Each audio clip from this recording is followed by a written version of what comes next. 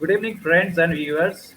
Today, we are going to discuss again an important topic, that is seven principles of effective team management.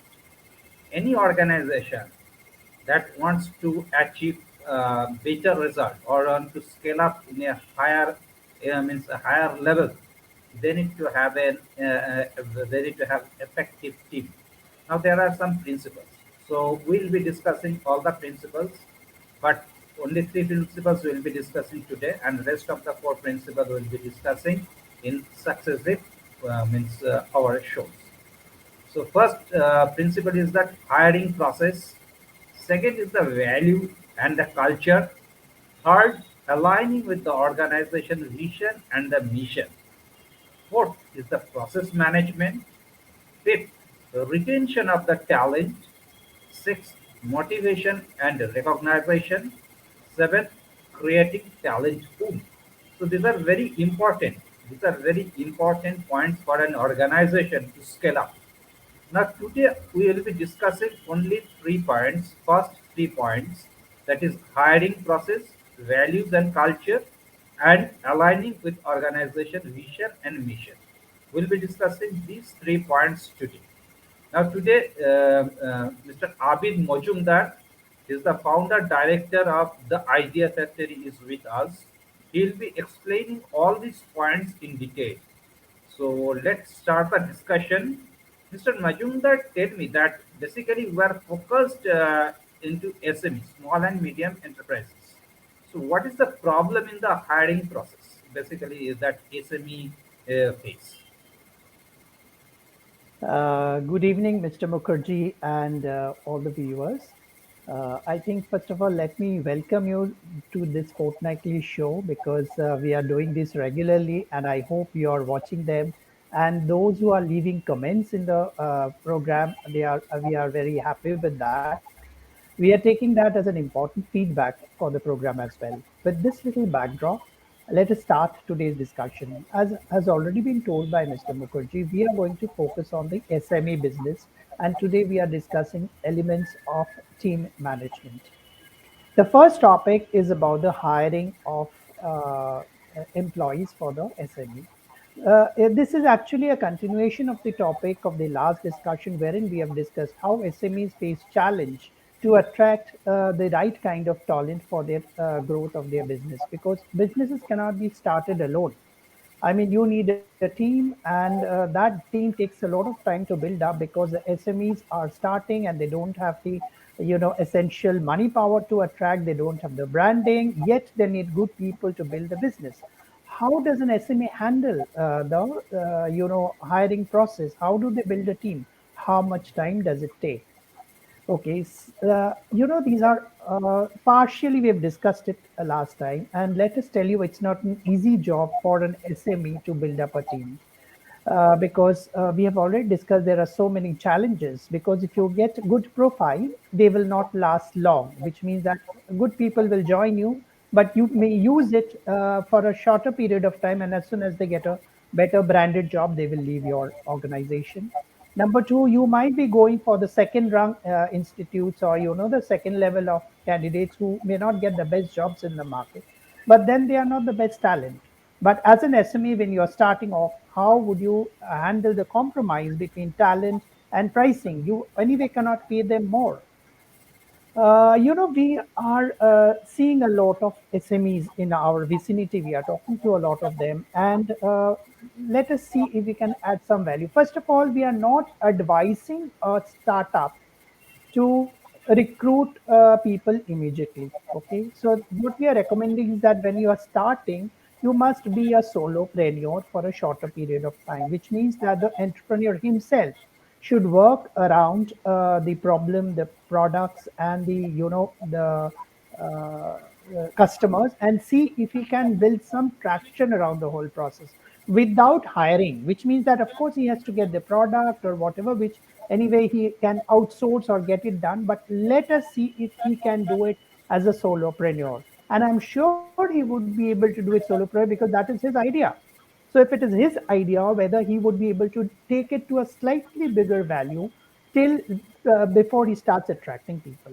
Okay, that also will give him an understanding of the market closer to the ground, talking to customers, whether the customers actually like it and whether his branding is enough to pull the product. Okay, enough to pull the customers. So that being the statement, after a period of time, the solopreneur can recruit people, but as we have already told last time, uh, why go for a full-time job immediately?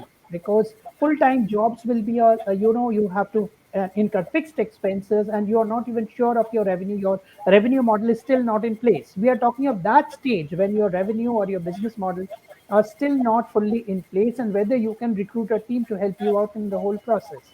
So it's better to start part-time and see if people are excited by the concept of the if people are excited by the concept of the organization and whether it is something different from what they are doing already. That will automatically make them stay, because if it is part time, they will not have an immediate financial requirement, and then they will be able to get excited by the product, the process, the whole mechanism of the startup, and they will stick to the organization till it goes to some level.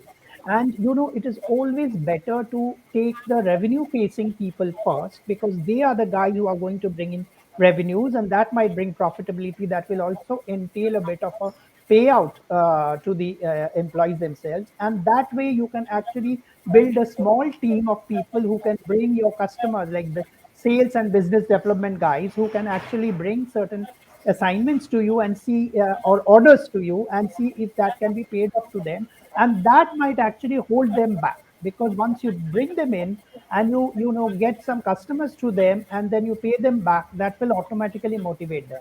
But please remember, we are reiterating the fact that your startup is something unique and offers something new to the market, to the employees, as well as the whole ecosystem. And that perhaps is the most exciting binding force over money, because it is difficult to fight with money or to compete with money when you are not at the top of the game, when you are actually starting off or you're in a very small stage of business. Slowly you can convert this into a fixed and a variable pay component, which means that there could be a fixed component, and the variable pay will be dependent on the overall performance of the organization. And slowly then you move to the next step, would be a full-time employee. So I would say you go from a slow solopreneur to a part-time to a fixed and variable pay component, and then to a fixed payout employee, which means they will take a bit of a time, and perhaps that might also hold a good institute guy, or a talent, good talent with good credentials to you, provided you hold them for a period of time, and show them the business model that is more exciting than what they are already doing. I think that is the main exciting factor, and money will slowly start coming in. At the same time, since we are talking of innovation, we are talking of ideation, we are talking of thought leadership, we would always expect the JD of the organization has to be flexible, which means when we offer them the JD, that is not fixed and rigid. There is a certain amount of that, treat that as a guiding document and allow the candidate to build his profile according to his potential.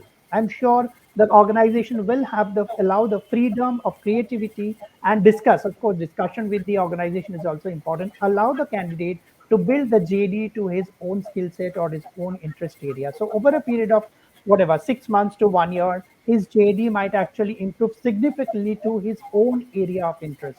That might also help him or attract him to join a full-time job, leaving a branded organization and then join you.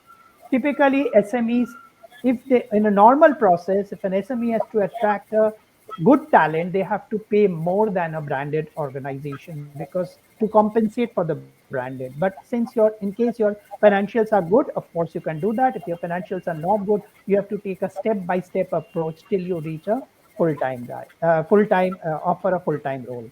Essentially, we are also telling SMEs to have a small team, not a very big team, and try to outsource elements wherever they are required and not hire people with fixed expenses. So keep a small team, mostly the customer interface or the revenue and the sales and business development interface. All the backend activities can be outsourced, and the backend guys full time can be taken up later, or you can continue with outsourced services for them. In the new business model that is happening now, I think it is perfectly fine to do marketing, to do finance, to do HR at the back end through outsource agencies which are already available, instead of having a full team like a traditional organization. Let us remember that you are not building a replicating a regular existing traditional organization. You are building an organization that suits the business need and the business model, and there could be a certain amount of uniqueness in the whole process. I think that could be few of the elements that we are talking of in terms of the hiring process. In terms of the payouts and all things can be discussed upon. There will be a certain amount of revenue sharing model, and also the final payout must be linked to the profitability, and perhaps more to the profitability than to the revenues, because profitability are the real measure of the success of the organization, not necessarily the revenues. So if you take it on a step by step process, I think an SME will be able to build a talented team within a short period of time. Essentially, the entrepreneur should motivate through his work, and he should actually allow, inspire the others with his competence and dedication, so that others can follow him. Irrespective of from which college you tell him, it is actually the talent of the entrepreneur that will attract the right talent in the organization. So that is always there because it's it's very challenging. It's very challenging for the SME to actually hire the talents and also retain them. Because while doing consulting and the coaching in the SME, we have seen that many owners are not convinced to train or upgrade their employees. So that is a one psychological fear factor that works here. Another thing is also the people who are actually good, means the better talent that is available in the market, are not ready to join the smaller organization. If they join also, they take it as a stopgap arrangement, and after some time they leave the organization. This is a very, very challenging question before all the SMEs, because if you are not getting the proper kind of team, it's very difficult for you to scale up, very difficult for the SME to scale up and also to become a bigger organization. Because after all, you need to have a team. There should be a proper teamwork towards certain direction. Only then only the things actually can work out. So regarding that, my next question is, what is the values and the culture that actually connects the employees with the organization? How it can be remodeled? Because we know that values and culture is actually created by the organization owner or the promoter or director, generally for the SMEs. So how it can be carefully remodeled so that the best talent can be recruited and mobilized. Yeah, this is the next step of the whole process.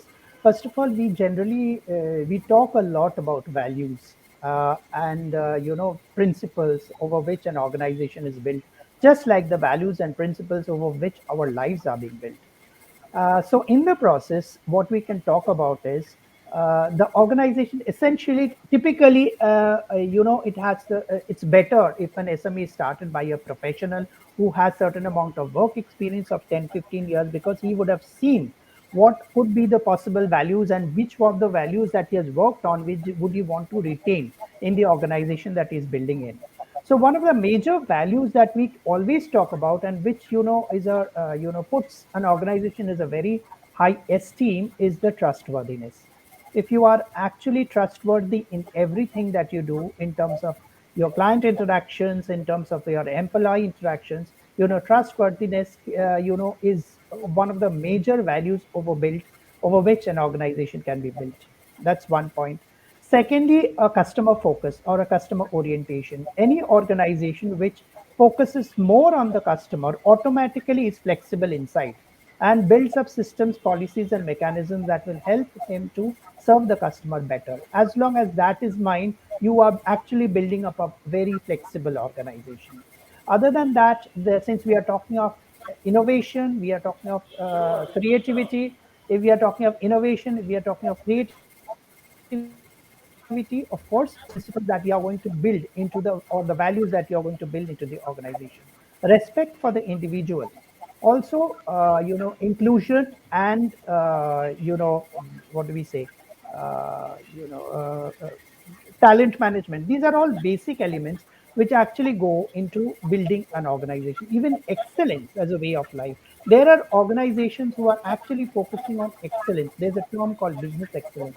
And if you are actually building up as a value system or a proposition, you are actually practicing value excellence in everything that you do, and your results will automatically come. One of the major takeaways from my own experience of corporates is basically taking the value systems of Tata Group. And I feel that those value systems, some of them, I'm definitely trying to replicate in my organization. Okay. But at the same time, we also have to remember that values does not always be embedded in the processes. It also has to be put in the results. For example, Tatas have a mechanism wherein we have worked on a framework where 55% weightage has been given to the processes and 45% weightage have been given to the results. So as long as you mix the process and the result together, that makes a very good combination of values versus what results you are doing, because everybody is here for a particular business proposition. As long as your values are actually helping enhance your business and your results, which is your revenues and your profitability, definitely we should build a robust system around your results. I think the whole mechanism is to be geared to faster results, profitable ones, and based on trustworthiness and customer focus. I think these are some of the elements we can always debate. It varies from company to company. Culture values vary from company to company, but maybe we can focus on maybe five topics as a value system of an organization, and that has to be started at the beginning itself. There is no point starting on the values. You can always fine tune it later. You can start with five principles or five values when you're starting this startup or the SME. You can, over a period of time, you can fine tune the value system, okay, but not more than five. You don't generally, companies don't have a value system which is more than five. That being the values, I think culture is also very intangible. You just cannot. Is there a definition that you put it into culture? No. It's the way of behave. It's largely behavior of an organization. The way it treats. I would say culture is the way it treats the people ecosystem over there, be it customers, be it stakeholders, be it employees, be the outsourcing parties, the business partners, everybody. The way you behave is a measure of culture, and culture actually takes off from the value system. Post COVID, there's a lot of importance given to the overall well being of the individual compared to what they used to do before. In terms of, companies do not talk of work only, they also ask or take care of how the employee is doing, how their mental health is, whether they are going through any physical problems or whether they are going through any crisis, and whether the organization has some role to play there. I think this is very different from the organizations that we have worked in, because our touch points with the organization was only work related, and we also felt that organization wasn't not in touch with us at various points in time when we are going through a crisis, and we are not able to deliver to the optimum level. In that case, organizations don't take the extra role of a guardian and never used to ask people what is the problem, can we sit down and discuss, and is there anything that we can do for you other than asking you go get a job for yourself, we cannot support you anymore, which is definitely the case. Whenever you're not performing, that is also an option available for the organization. But if you're building a cultured or a value based organization, there will be times when individuals will go through their crisis elements, and the organization has to step up and has to go deeper into it, has to work on a mechanism so that these crisis elements are taken care of. Okay, post COVID, this has been a habit. Okay, the more and more organizations are coming forward and looking into the well-being of people, and actually putting a lot of effort in understanding the mental health, their physical health, whether they are going through a depression, whether they are going through some life crisis, and whether the organization can play a role in the whole process, rather than just telling them go get a job for yourself, we cannot support you financially because you're not delivering to the optimal level over a period of time. I think these are some of the key elements. Of course, it's a question. You have to take it to a large discussion where there are many elements that goes into build the culture matrix. And culture matrix is a big matrix that you can build around an organization. But perhaps you can take that at a more mature level. At the elementary level, you have to look into the well-being of the employees, and be more personal with them along with the deliverables. I think that might give you a better result in the medium to long term. Okay. So we understood this matter because culture and the values, these are also intangible things. Means, and the organization is also actually based on this kind of the principles only. So a owner in the SME or the managing director or the people actually who create the culture, they need to be very focused. They need to actually build it in a very focused way so that they can actually have the right kind of the talent and mobilize them. Because after all, the value, culture and the values are going to pull them up, and the organization can achieve the higher level of the success. Now, my next question, which is related with the earlier question only, how the employees can be aligned with the vision and the mission with the organization. It is very important. If I am not able to align my employees with the vision and the mission, probably they'll not be motivated, they'll not feel an integrated part of the organization or the kind of the goal that the organization wants to achieve. So how they can be aligned with the vision and the mission? Okay. This is also a logical extension, but before taking up this question, I'll just give one example based on the previous question on values and culture. Very recently, there has been a headline wherein CEO has fired about 900 people over a Zoom call, and this is all in the headlines. If you look at it as a value and a culture action, that created a lot of furor in the industry, and said whether this is the right way of hiring people. And in the process, the CEO went into the back seat, he apologized, and he felt and he even went back on but it was not accepted, and perhaps he's gone on leave.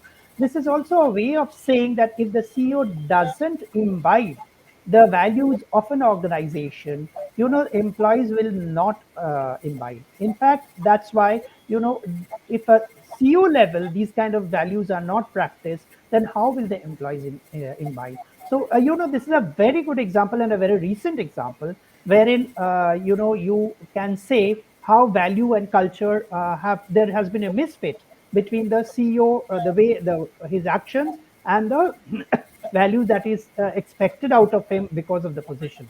So this is and there are multiple cases like that wherein you can some of them are reported, some of them are not reported, and that way the culture matrix gets modified over a period of time. Coming back to your question, when we are talking of vision and mission, of course, first of all, the mission. I think mission is the way we do business and the area that we are going to do, what service we are offering.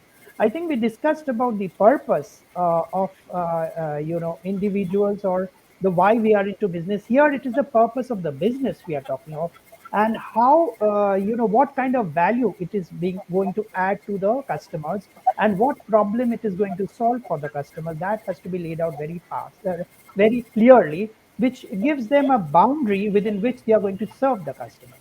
Okay. And that also is a gradually corrective process, but has to be started right at the beginning of starting of an organization, the mission part. And the vision part is also a long term, which is generally a 5 year or a 10-year plan, wherein how the company sees itself on a small scale, on a medium scale, and on a large scale. Coming back to why should an SME invest time and energy into mission and vision? Yes, both of them, because mission is very important because you're setting the boundaries and you're deciding which area you're working on. So mission is very important at this point in time. Vision also is important because you have to work on a plan to achieve your vision at this point in time.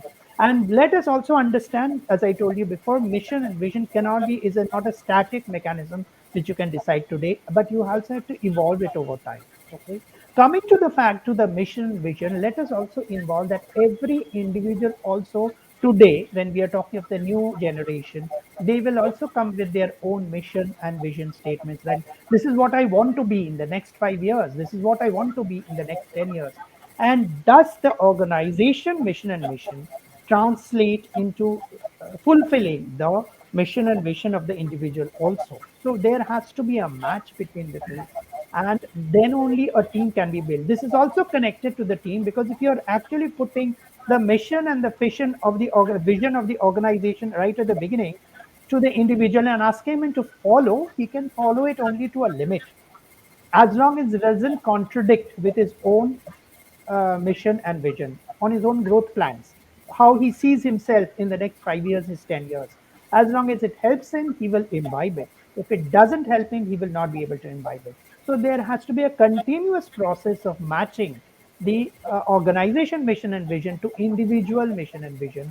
And also, the organization landscape will change over a 6 months time or a 1 year time. Maybe you need to revisit as an SME. You might have to revisit your mission and vision every 1 year, and maybe after 2, 3, 4 years, you will actually come to a situation which will might be steady or valid for the next 5 years.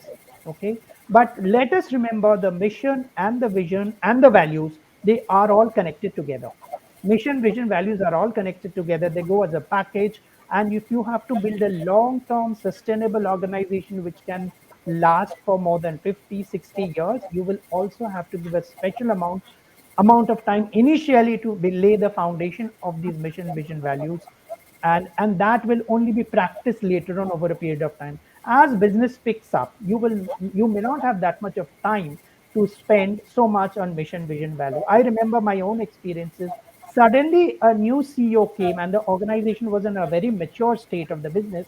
Suddenly new MD came and he wanted to redraw the mission, vision, values for the next 6 months. And for 6 months business had stopped, because you are rewriting mission, vision, values are a very mature organization which was already done before. You're redoing it. Are you changing entire the focus of the organization? And that has derailed the growth plans for the 6 months. That had a ripple effect for the next 1 year or 2 years. In fact, for the entire 2 year period of the CEO, the results were not visible because See, he that's wasted valuable time on mission and vision. At that time, that was not the time. So when you are doing starting from the beginning, it is better to invest the energy now, give your knowledge, give your principles, practice it, show the leadership should show these are the calls that we take when we practice these values. And that's how you continue with the mission, vision, and values. I think these are the kind of things that we are talking of. that is absolutely right, because sometimes back I was talking with an means head of an organization. So same kind of the things we are discussing. It's absolutely same. I mean, absolutely same, because the kind of the vision, mission, and the values culture you have laid down, it's very difficult to change overnight. First, second is that if you are inducting someone from the outside, it is very difficult also for him to adapt that is also overnight. If you are taking him in a very important or crucial role, like a CEO or the partner or one of the directors in the private limited organization, so it's very difficult to change. So in that case, the problem will happen that your vision, mission, the values that you have laid down, that will have a means have a collision with the vision and mission or the value system that the other person who is actually entering into the organization. So that's a very important point. We must understand it is not a process to change overnight, or it is not a process that we can redo it within a short period of time. It is done on a it is done for a longer duration, and that we need to take care of. So we are concluding our discussion here today. Now the thing is that we are going to discuss some of the offerings of our organization.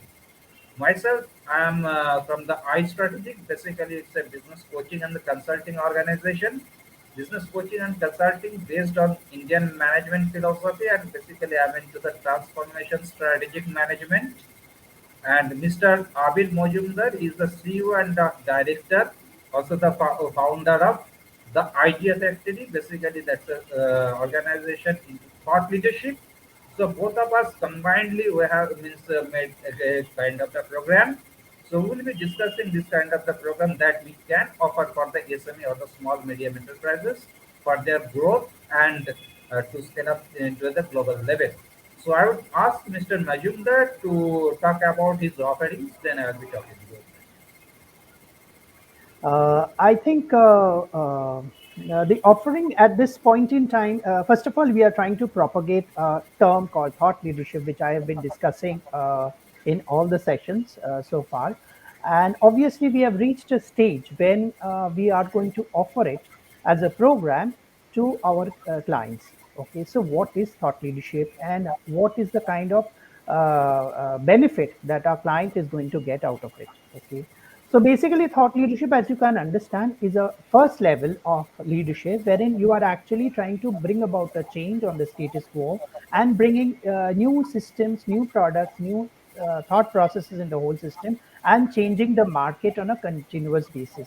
That it is not that it is a form, maybe the next level of business excellence wherein we are trying to impact the market through thought leadership, where through ideation, innovation, and of course, business profitability. Even our client should be on a business profitability. So, thought leadership is essentially a framework that we are trying to build from the ideation process to the profitability of our clients. Okay, so it's a long journey from the ideation or the discussion level to the improved profitability of the organization. Will take a lot of time. There are stages to it which we are working on, and we are going to explain it to them. Basically, as of now, in terms of the program that we are offering today, thought leadership will be broken up into two parts. Okay, one is the coaching, and one is for the consulting. In terms of the coaching, when we are talking to individuals on their growth patterns, on their career ambitions, and on their clashes or conflicts within the organization, what they are doing, thought leadership is being offered as a B2C model, which means that we are offering it to the individual, which means how his thought process are going to help, or which a mutual build up of the thought process, thought leadership is going to help him in his career and overall growth in the medium to long term within the same organization. Here we are expecting you to continue in that organization for the next 3, 4, 5 years or 10 years, and what kind of growth you are seeing, and whether you have a path to reach there. Okay, so that kind of a framework we are going to work around that. Again, when we come back to the consulting part, we are talking of the B2P model of thought leadership, which is again a framework.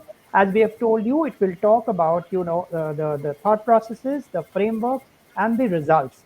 So ultimately, it will be the profitability of the business and how this is kind of a thought leadership cycle we can talk of, because each amount of idea which gets translated into profitability gives birth to a large number of ideas after that. So it's kind of a continuous growth of ideas and innovation within the system through various stakeholders, not the CEO of the company only. It will now spread itself to the CEO, the CXO, the second level, the third level, even the new entrants, the customers, the stakeholders, the suppliers, the entire ecosystem. Ideas can flow, or from the consultants. The ideas will flow back and forth from any of the any of these stakeholders within the organization, whether you have to have a mechanism to capture all these ideas, which are the killer ideas, or which are the first few ideas you want to take up, and which idea turns out to be a killer idea. Maybe out of the 10 projects that you do, one project turns out the biggest profitable. That doesn't mean that you will put all your resources into that project, but of course it becomes a bigger project. But you have to continually innovate and continually make smaller projects and see which are the ideas can take your business to the next level. So it's kind of a complete cycle of thought leadership, and maybe that is kind of a program that we are offering, and that will be supplemented by the program that Mr. Tuhin Mukherjee is talking about. Yes. Now, means our coaching means our program is based in two parts only. That is the one is coaching and there is consulting. In coaching part, we'll be dealing with all kinds of the problems, means where the or means an individual faces. So that may be related with the mindset or limiting belief or any kind of the resources that they deal with in the organization. Means basically psychological problem. So we'll be dealing with all with the means proper structure of psychological questionnaire, and another part is that consulting part where we'll be delivering the tangible solution. Now this our total program is rolled out in two phases. First phase is that we'll be delivering the business education. Basically, it's a business education for the organization. So the business education is for 3 months, where we'll be delivering the coaching concept and also the consulting concept. So the owners or the business means promoters, they can understand the all the concepts. After that, if they feel they can actually again do the implementation part with us, or they can do it themselves. It is up to them. Now, in the coaching and the consulting part, successively we'll be dealing all the important parts of an organizational process. This will be dealing with the basically the marketing, branding, any kind of leadership, or the finance, or also the means hiring process, talent management, customer mind mapping, and also the means purpose discovery, means the purposes for which the business is done. So all these things will be done in the 3 months. So 3 months will be a business education process, and after that, the organization or the promoter, if they want to implement that means the education in their organization in a practical way, so we'll be helping them. Or in the 3 months, we'll also actually make them able to implement by themselves. It is the choice that they have to make. Now the thing is that all the as it is a means my organization is iSTRATEGIC and Mr. Majumdar organization is the thought leadership. So we have combined these ideas, and here our means the philosophy is basically based on Indian management philosophy, and my organization is basically into the strategic management and the strategic marketing. So it's a transformation process for the organization to transform from smaller organization to a bigger organization, and they can actually really understand and feel the change. So that is the promise that we can actually means we can. That's a promise that we can do, that we will transform the organization, and in a very tangible way. Very tangible way, we will transform. Now come to the pricing part. The pricing part is very competitive. We are not going to charge anything beyond the means beyond the capacity of the owners. So we'll be charging very competitive rates. So that will be decided on a one-to-one discussion after discovering the purpose of the organization. So these things that we can disclose, that we are not going to charge exorbitantly or the means higher market rate. We'll be charging very competitive rate. So this kind of the offering that we are having, and this program will be delivered in association with the Idea Factory, and Mr. Majumdar also will be another resource to deliver the program. So I this is the total thing that we can do. So is there anything, Mr. Majumdar, that you want to share? I think we need to just highlight upon the size of the business because we are talking of Yeah, that MSME. is There of the was size of the business. Basically, it is for the SME, small and medium or means enterprises. So if we actually means numerically define, it will be something around 40 to 50 lakhs turnover per year. Minimum five to means minimum means 5 employees. So that is the definition we can give, but it is not a mandatory. It is not a mandatory definition, because it all depends on the promoter and the organization. If they want to scale up in a means a higher level, so who are having the less revenue or the less turnover, they can also do this program. But generally, we define it is the 40 to 50 lakhs kind of the turnover and minimum 5 employees. So that is the standard definition, but it is not very mandatory. The means organization also, if they are having the less revenue, also they can also do this program. I think that is all from our side. We are here embarking on a new journey wherein we are trying to redefine the Indian marketplace through, a new way of thinking in which businesses are going to grow their businesses across from SME. They are going. Let's work hand in hand from the SME level to the next level, and let's hope Indian organizations can cross country barriers also over a period of time, and maybe tomorrow we will also be able to be proud of organizations being born in India and going ahead rest of the world. It's a great satisfying journey that we are embarking on, and I'm sure organizations would also be needing these kind of value added services in their journey to growth and profitability. Thanks. So this is Thank the you so total, much. yeah, this is the total discussion we had today. So in next discussion, we'll be covering the rest 4 points of the effective team management. So we are wrapping up the program today. Thanks, Mr. Majumdar, for being with us. Thank you.